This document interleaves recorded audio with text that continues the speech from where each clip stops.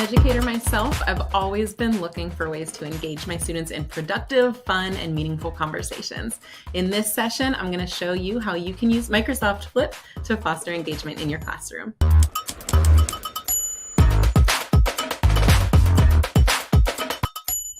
Hey everybody, Jess Boyce here. I'm an Educator Innovation Lead on Team Flip, and I'm super excited today to walk you through how you can get started using Flip in your classroom. I am a former middle school math teacher, and I used it all the time to engage my students and just have these gorgeous mathematical conversations. I loved being able to hear from them and that they could share with one another. So I am going to walk you through it, and we're going to hop right in. All right, so Flip is a free platform where you are able to foster discussion. So the basic premise is that teachers are going to add a prompt and students can reply via video. And I'm going to show you just what that looks like here in a second. But before we hop into that, I of course want to share that our mission is to make learning fun and empowering for everyone. We really truly believe that we can build global empathy when we share with one another. So I'm going to walk you through the steps. The first thing that you're going to do is create a group. And I want you to think of your group as your learning community. So this can be your classroom. I taught secondary. So for me, this would be math period 1, math period 2. This can be your after school club, your PLC, and beyond, your friends, your book club, whoever it is that you're engaging with, that will be your group. And then from there, you're going to add topics. So these are all of your different discussions. This can be, experiments or conversations, ideas, any kind of questions. Think of it as your assignments that are taking place within the classroom. All of your discussions will go into your group. And the beautiful thing is that there are unlimited amount of topics that you can have, but also unlimited amount of groups as well. So you as the educator are in complete control. You can have as many as you need to suit your needs. And then the third step is going to be the magic. You're going to launch your discussion and your students will be able to reply to those topics via video and share their beautiful voices. And they'll actually be able to watch one another's videos as well and reply to them. And we really believe that learning works best in community. So this is a great way for them to express their creativity and learn from one another. So the question becomes, how do you flip? And you'll see here some great examples, but we've seen all across the board from little ones talking through different vowel sounds and naming animals and different things like that, all the way up through secondary and high school. On the university level, practicing dissertation defenses amongst families even. I have a couple coworkers who have different groups with their children, and they go on all of their adventures and they're able to document via video. And then even you see beyond staff and PLC or different organizations. I mentioned book clubs earlier. I actually have 2 different ones with my friend group. I've got book clubs, and then I also have with different documentaries that we watch. We love to discuss with one another. So what I'm going to do is I'm actually going to hop right into the platform because I want to walk you through the beauty of Flip and how to get started. It is quite simple. So the first thing you're going to do is go to flip.com, and you'll see here that in the upper corner, you're able to log in if you already have an account. If you don't have an account, you can sign up right there. It'll take maybe 30 seconds to do it. And something that I love to point out too here is that our website is actually available in English, también en español. So if you need to change it to Spanish, you can do that as well. Now, this website is where you as the educator will go in order to create your groups, but then also this is where your students will go in order to join. So you'll see that space right there that says enter a join code, and we'll get to that later, but this is where your students will be able to join in.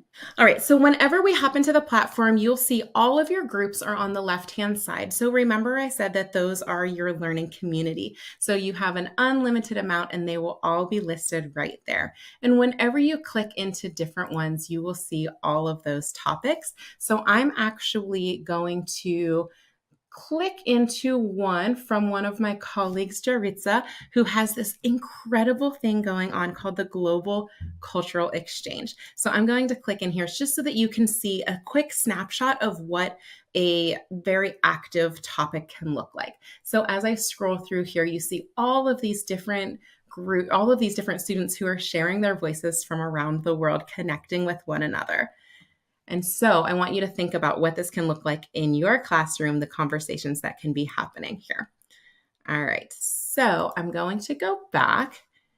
And here we are on the left-hand side here, you'll see the pink plus sign where we can create our groups. So we're going to go ahead and do that right now. We're going to click create a group, and it's going to ask us what grade level. And so you can go ahead and choose whatever it is that you teach. I'm going to click all ages, and then we're going to enter a group name here. So maybe this is Science Period 7. All right, so when we're creating the group, you can add in your background if you want to add in some of your own, so maybe a different photo that you might have of your students, or a prompt or something that just sparks the discussion. Whatever you want can be your background. I'm just going to grab these books right here, and then we're going to hit create. Now, just like that, the group is already created. So you'll see that there are some share options here. You can actually edit this link to make it something easier to remember. I always would have my last name and then whatever period class they had me, so that they knew throughout the entire year. If they went into Voice Period 7, that's where all of their assignments were going to be. And you'll see that the default is anyone with the link can join, but I just want you to be mindful of that this is one that I personally use when I'm sharing with adults, but you can choose only people that you approve can join, and you have some other share options here, Google Classroom, and email address or domain.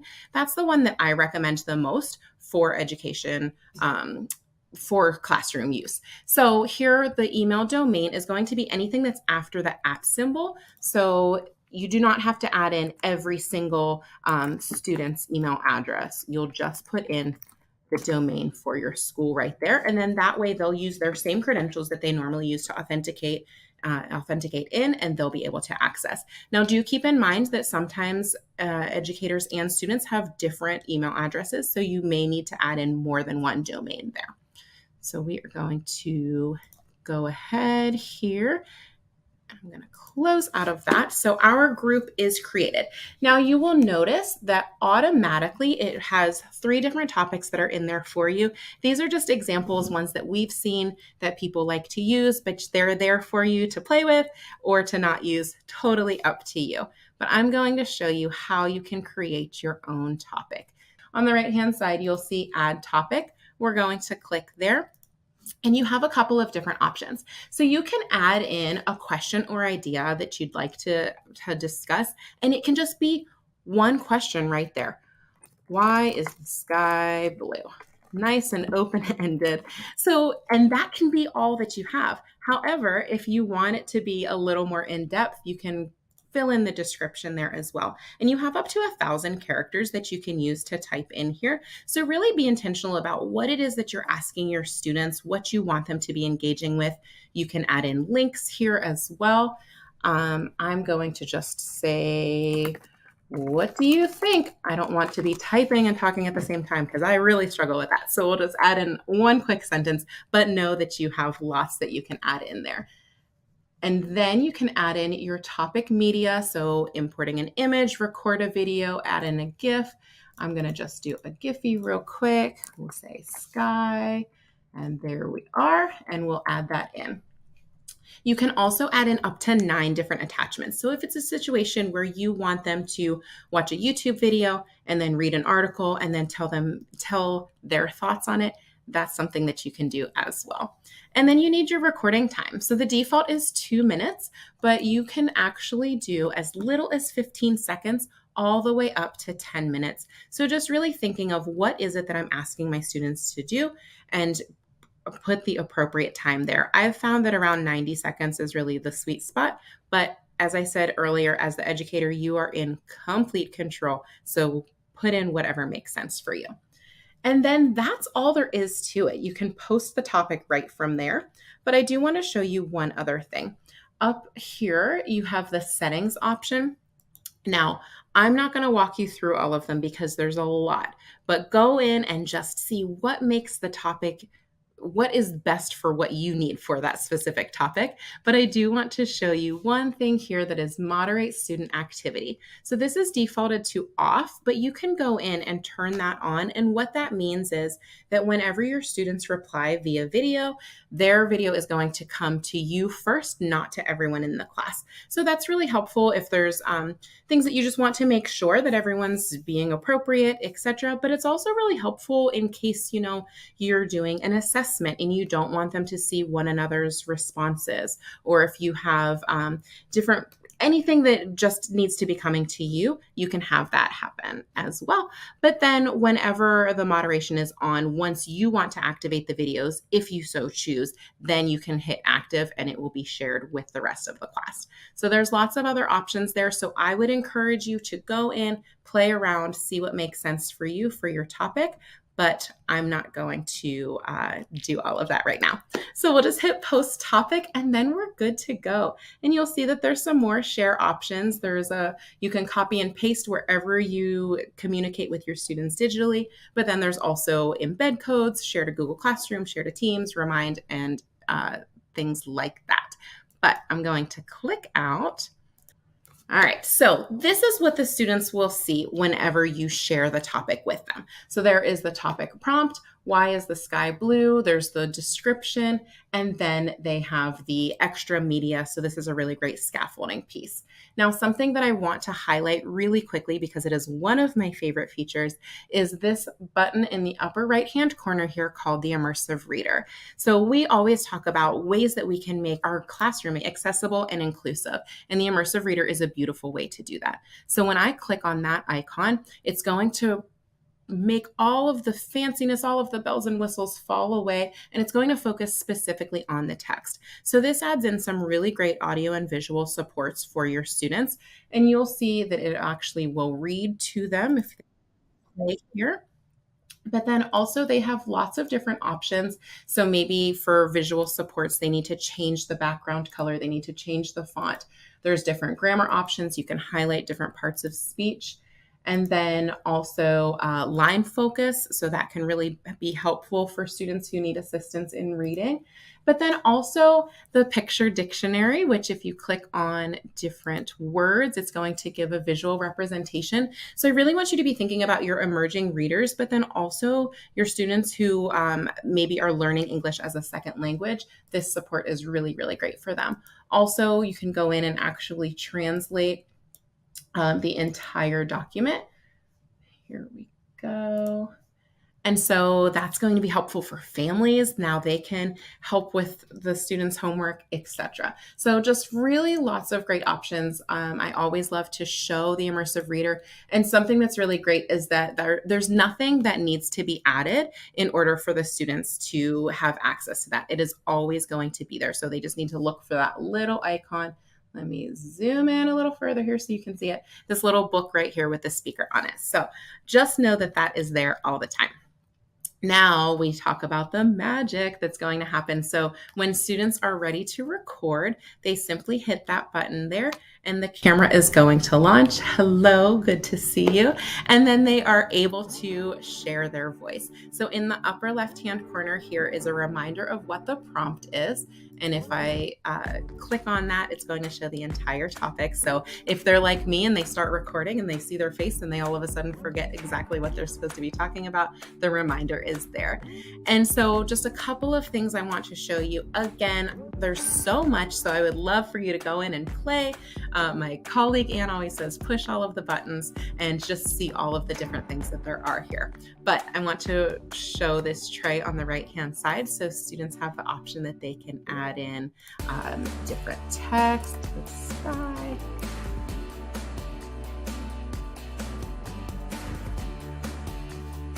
And so something that's really beautiful is that while they play with these different features, they can really showcase their own creativity.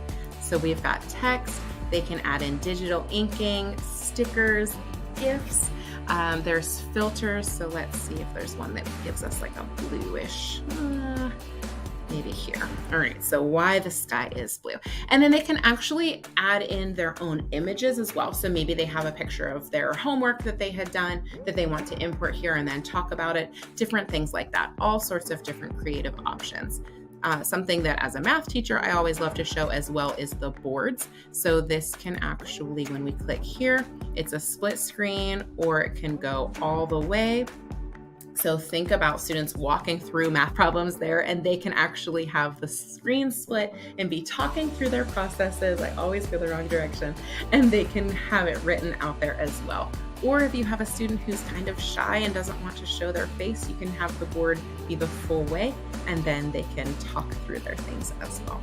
All right, I'm actually going to turn off this filter just because it's a little bit distracting to me, but I did want to show you that the option is there. All right, and then we have a couple other things here. We have these incredible lenses that really allow students to bring in fun pieces. And again, I said that maybe there's a student who's a little bit timid and they still want to share their voice, but they don't want their face front and center. So there's lots of fun options here that they can, maybe we'll turn into an emoji.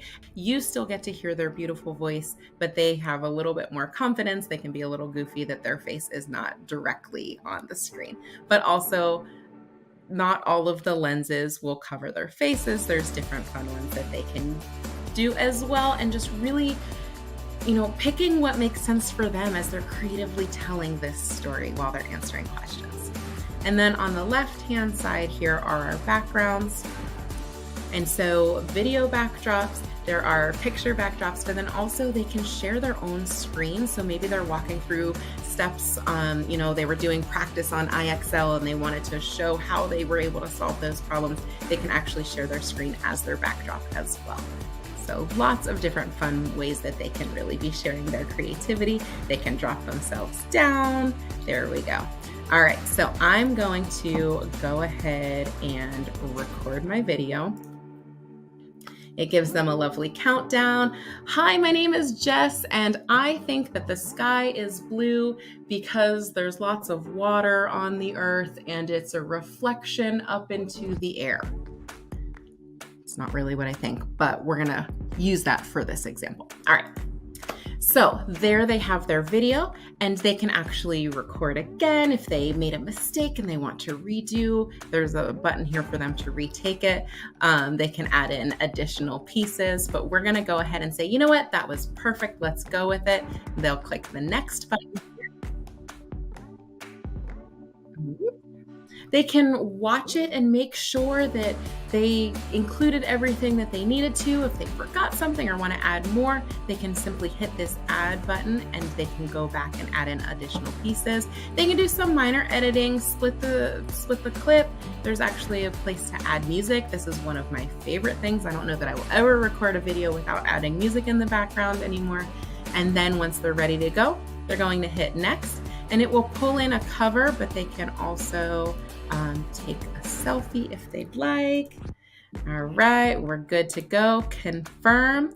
And just like that, the video will be able to be uploaded. So captions here, or maybe you want them to include a link. Maybe they had to write a paper and then the video is just giving a summary and then the paper is linked right there. All sorts of different options. Again, I've said it twice, I'll say it again. You as the educator are in complete control of what the purpose is here for these videos. So we're going to hit post to topic, and just like that, it's going to move it over into the topic that you had created, and it is ready to be shared. So we did not have moderation on for this specific topic, so you'll see that it pops up there immediately. If it was moderated, you would see it say hidden, and then you would know that you can go in and activate it. Now, once the students have recorded their videos, they can go in and watch each other's just by pushing on it, and then you'll see it will play, and then they also have the opportunity on the right-hand side here to comment, and they can comment via video or via text, and this is just a really beautiful way to foster conversations.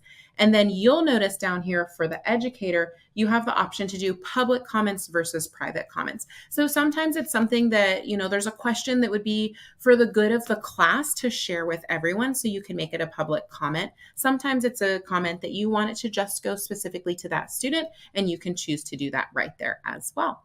So that's the basics of how to get started with adding a group, adding a topic, and then sharing with your students. So one more thing that I want to show you is that if I click on my picture in the upper right-hand corner and go to Discovery, this is a really beautiful place where you can find lessons that you can use. You can find topics that you can use with your students. So it's that whole work smarter, not harder mentality, right?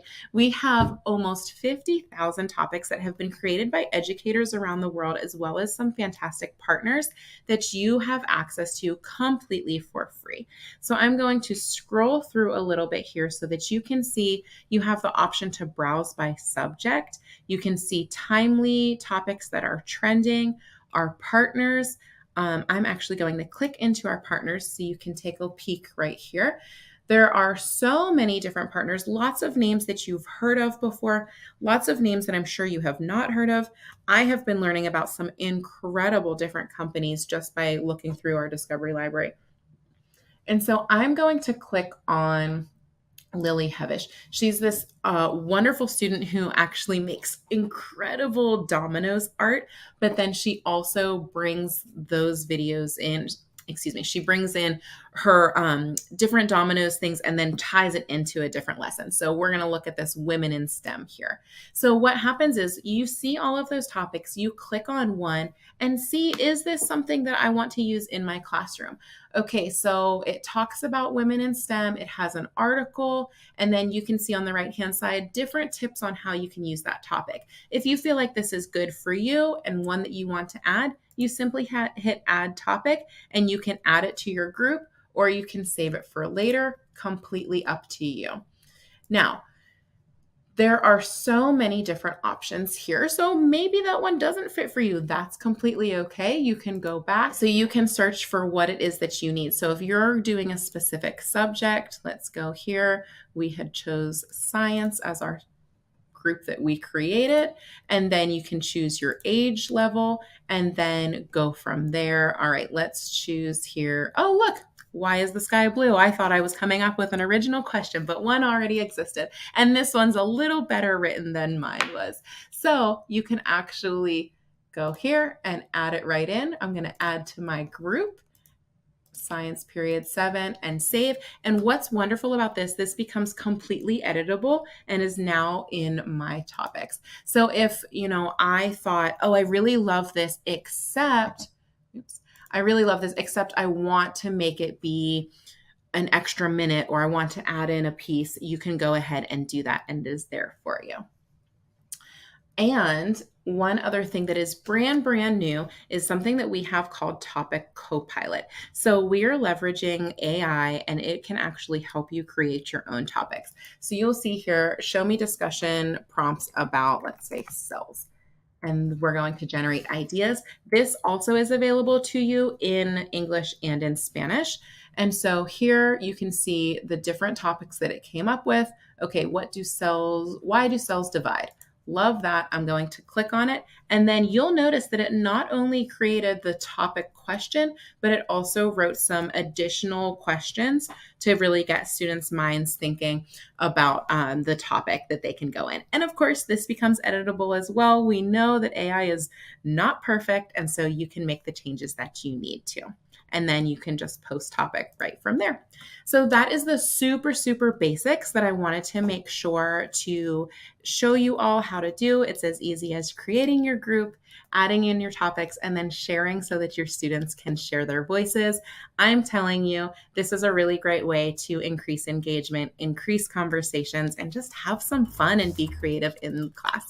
So we love to hear from you. If you have any questions at all, you can always go to help.flip.com, and there's going to be lots of resources for you there. And make sure that you connect with us on social. We can't wait to hear what ways you're using Flip with your students and in your classroom.